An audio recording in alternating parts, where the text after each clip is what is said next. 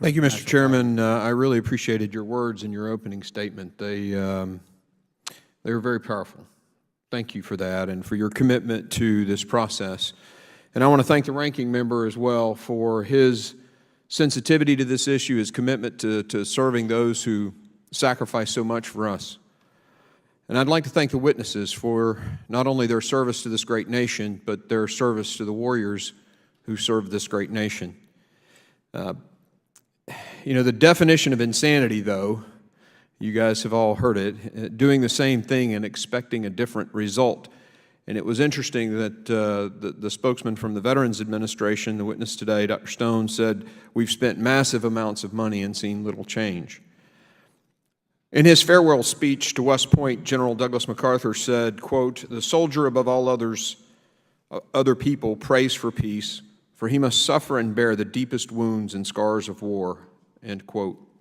Having served in the Army in combat as a special operations physician, I've seen firsthand soldiers suffer from the scars of war, both visible and invisible.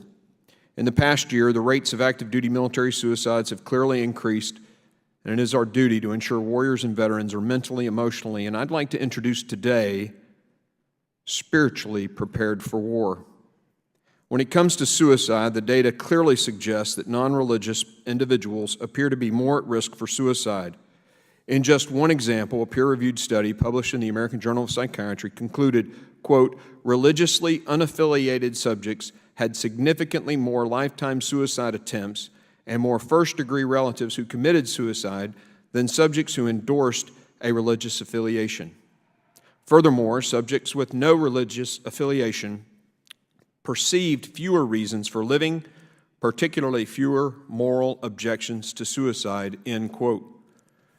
Mr. Chairman, I'd like to admit that study into the record, and my staff will get it to you. Without objection. One Nurses' Health study surveyed nearly 90,000 women over a decade. The study found that those women with regular religious attendance have a 5-fold lower risk of suicide compared to women who didn't attend mosque, church, or synagogue services. This also seems to correlate to veteran suicide.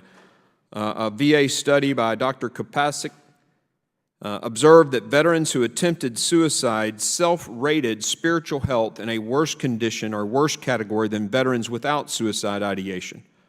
Another study in March of this year concluded that, quote, "negative spiritual coping," end quote, was often associated with an increase in mental health diagnosis and symptom severity, while, quote, "positive spiritual coping had a healing effect." Studies that ask whether soldiers are religious or not show that, at least in the Army, essentially reflect our society, with about 2/3 saying they believe in some religion. In fact, the data the Army sent us for this hearing today supports my overall point about religion and suicide. 57% of the suicides in 2018 in the Army had no religious affiliation. If 2/3 of the Army is religious, meaning only 1/3 is not, yet nearly 2/3 of the suicides are by soldiers who are not religious, the point is clear. Religion helps men and women cope with the pains of war. Mr. Chairman, as an Army physician, I spent 7 years taking care of combat soldiers, and I found those struggling with suicide ideation had guilt from 2 sources. They either had killed someone and were struggling with the guilt of taking a human life, or they had a friend killed, and they were struggling with the guilt of surviving when their friend did not. This is the basis for what many psychiatrists are calling moral injury. Mr. Chairman, all 3 monotheistic religions, the faiths of those 2/3 of our military men and women, teach just how to cope with those 2 guilt situations. Now, not every soldier is religious, but those who are should be able to have access to those resources. Yet there seems to be an assault on religion in the military. Chaplains report that they cannot approach soldiers about the issue. Chaplains are being disciplined because they refuse to operate outside their specific beliefs, despite the fact that the NDAA specifically says commanders cannot force chaplains to do something in violation to his or her beliefs. Just this week, the United States Air Force Times had an article relating a lawsuit against a Veterans Administration facility that was displaying a Bible in a POW display.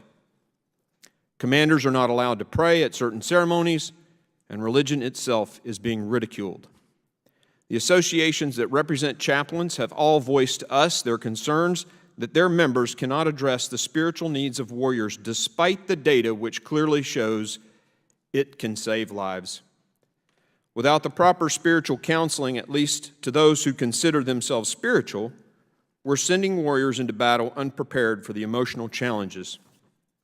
Mr. Chairman, I know each of these presenters today could probably tell us how their equipment readiness is.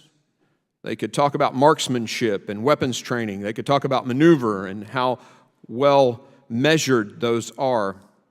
However, I would submit that they probably cannot tell us or measure the spiritual readiness of those soldiers who self-identify as spiritual or religious, because to do so would upset the politically correct anti-religion crowd who would protest at even the thought of it, despite the fact that the data is clear it can save lives.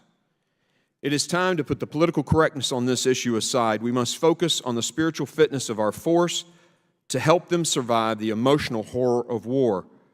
I ask each service represented here today to consider, for those soldiers who self-identify as religious, how would you quantify if they're truly ready to kill in combat? Or how ready are they to lose a best friend and survive themselves? How would you measure the spiritual resilience of a soldier or the spiritual readiness of a unit?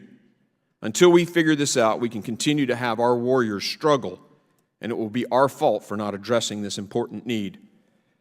A very effective, faith-based system, advanced under the clinical guidance of the not-for-profit Reboot for Recovery, has achieved amazing results in saving lives among warriors with suicidal ideation. Other programs have attempted to take their methods, minus the mention of God, and failed. How much is one life worth? We should never push faith-based systems on non-religious soldiers. I am advocating for faith-based solutions for those soldiers who would consider themselves spiritual and religious. For those who are religious, we need commanders to also understand the spiritual readiness of that warrior. Thank you, Mr. Chairman, for allowing me to share those thoughts from my experience, and I have no questions.